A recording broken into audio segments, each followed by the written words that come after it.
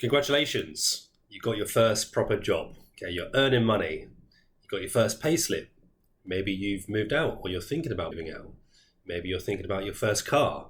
Maybe you've started looking at holidays with your mates. Okay, and honestly, this is one of the most important financial periods of your life. Okay, not because you're earning loads of money, okay, but because the habits you build now could save you tens of thousands of pounds over the next 10, 20, 30 years.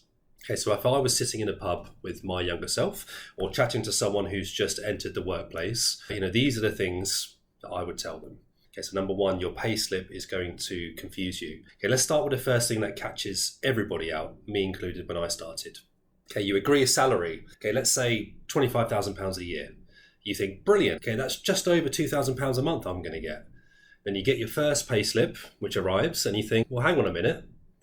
Where's it gone? I'm not getting the amount that I thought I was going to get. Okay, you probably see on your payslip income tax, national insurance, pension contributions, student loan deductions. And suddenly your take-home pay looks quite different to what you expect. Okay, so my guidance, actually understand your payslip. Don't just glance at the number that hits your bank account. Okay, know where your money is going. Because if you don't understand your pay slip now, you'll struggle to understand future pay rises, pensions, and a bit of tax planning later on in life. Okay. Number two, don't let lifestyle creep eat your pay rises. Okay, so here's what happens to most people. Okay, first job, first paycheck, they taste the freedom, okay, and suddenly they get a new phone. They get a new car on finance. They get new clothes. They have more takeaways. They go on more nights out with their mates. They enjoy themselves. Okay, they got their first job. They've got an income. They're a real adult now. Okay, then a year later, let's say, you get a pay rise because that's what happens in jobs. You generally get pay rises year on year. And guess what? Your bank balance looks exactly the same. Okay, this is called lifestyle creep. What that means is the more you earn, the more you spend. Okay, one of the best habits you can develop is every time your income increases, save or invest part of that increase before you get used to just spending it. Okay, future you will thank you. Okay, so number three is credit cards aren't free money. Okay, nobody really explains this. So a credit card isn't just extra money you can spend. It's borrowed money. And borrowed money is fine when used properly. The problem is lots of people get their first credit card and think, I'll worry about that later. Okay, then later arrives and they're paying 25%, 30%, sometimes 40% interest. This is what the credit card companies want to happen. They want to earn money off you. They want to earn interest. They want you to forget about it. That's their business model. What this happens is that it just gets really painful for you, okay, when that happens. So my rule, if you're using a credit card, have a plan for how you're going to pay it back. Okay, use it as a tool, but don't let it become part of your lifestyle and everyday spending. Okay, number four is build an emergency fund. Okay, this is probably one of the most boring bit of guidance you're going to hear, but it's also one of the most powerful. Okay, because life happens. Okay, cars break down, phones die, boilers explode if you've got your own place. Relationships end, jobs change. If every unexpected expense goes on your credit card, okay, you're constantly playing catch up. Okay, you're always going to be in debt. You're constantly playing catch up.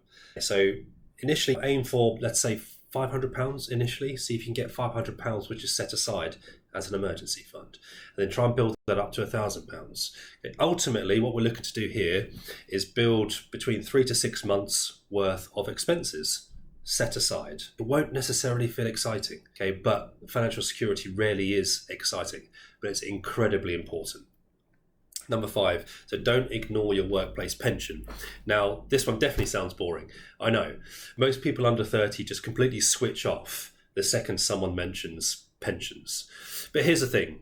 Your employer is literally offering you free money, offering your future self free money. Okay, let's say you contribute 5% of your income that goes into a pension.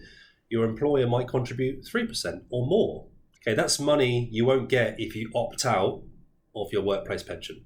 Okay, that's money, like I said, that you don't get if you opt out. And thanks to something called compound growth, The money you invest in your 20s or teens is often worth significantly more money invested later. You don't need to become a pension expert. Just don't ignore it. Don't ignore the free money that your employer is going to put into your future pension, your future spending pot. Okay, number 6, be careful who you take money advice from. Okay, so this is a big one. So you'll hear all sorts of things. Your mate who made £500 on crypto. Okay, someone on TikTok telling you they're financially free at 20 years old. A random influencer renting a Lamborghini. Okay, just be careful. Okay, some of the loudest people online are the least qualified. Okay, and remember, nobody posts the mistakes. Nobody posts their losses. Nobody posts how much debt they're in. Build your knowledge slowly. Question everything. Okay, question what I've said on this video. Put a comment on in the chat.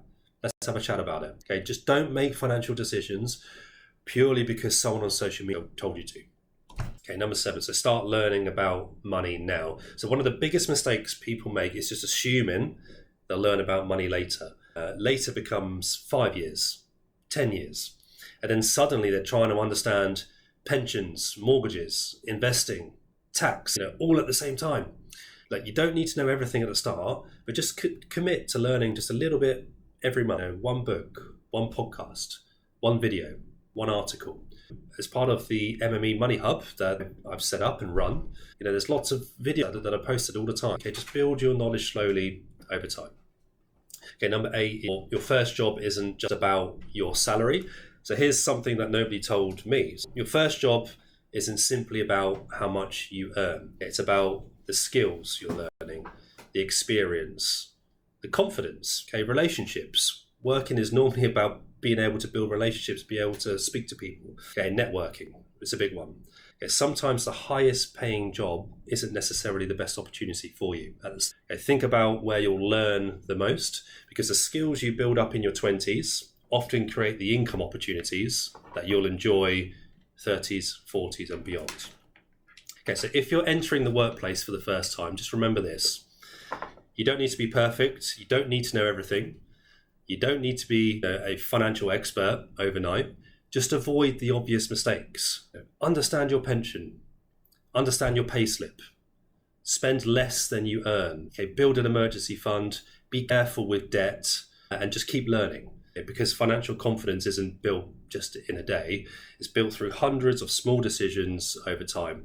So if you found this useful, then come and join us in the MME Money Hub, because we're going to be doing lots of videos similar to this one. So we're on a mission to make money conversations less intimidating and just to help people build confidence with their finances.